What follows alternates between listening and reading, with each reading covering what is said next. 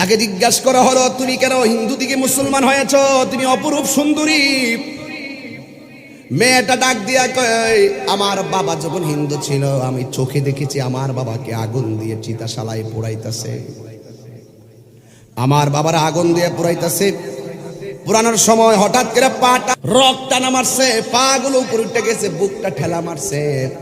যারা আগুন ধরাইছে ওরা লাঠি লইয়া বুকের মধ্যে বাইরান শুরু করছে, যে এই বাপের শরীরে কোনোদিন কেউ আঘাত করতে দেখি নাই।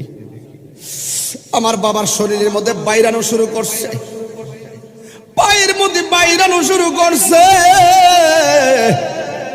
শুধু মাত্র তাই নয়, কিছুদিন পরে আমার আম্মা দুনিয়ার দিকে চলে গেছে।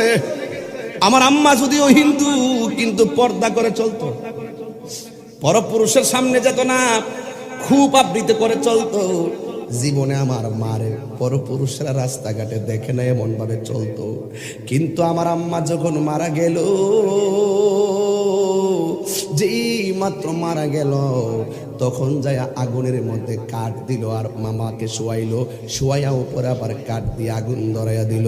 চোখের সামনে দেখলাম কাপড়টা পরে গেছে, কয়েক সেকেন্ডের ভিতরে কাপড়টা পরে যাওয়ার পরে আমার চোখের মধ্যে মার উলঙ্গ শরীরটা বেশি উঠেছে। যেই মার বডি কেউ দেখে নাই, যেই মার চেহারা দেখে নাই, সেই মা কাপড় পুরার পরে মার সব কিছু যখন বের হয়ে আসলো, দেখলাম মা একটা ঠেঙ্গা মারছে, পা গুলো উপরে উঠে গেছে। তখন গায়ের মধ্যে কোনো কাপড় নাই, সবাই মিল্লা মায়ের উপরে লাঠি দিয়া বাইরেছে। এই বাইরানোটা দেখে আমার কেমন কেমন জানে লাগলো।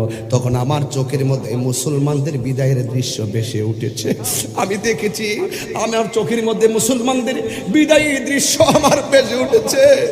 আর আমি মনে মনে ভাবতেছি, মুসলমান মারা গেলে কত সুন্দর করে তার একটা চাদর দিয়ে ডেকে রাখে, আর মুসলমানটা মারা গেলে কত সুন্দর করে তার নাকে দিয়া তোলা ঢুকায়, কান দিয়া তোলা ঢুকাই, নাক দিয়া যেন পানি না ঢুকে, কান দিয়া যেন পানি না ঢুকে।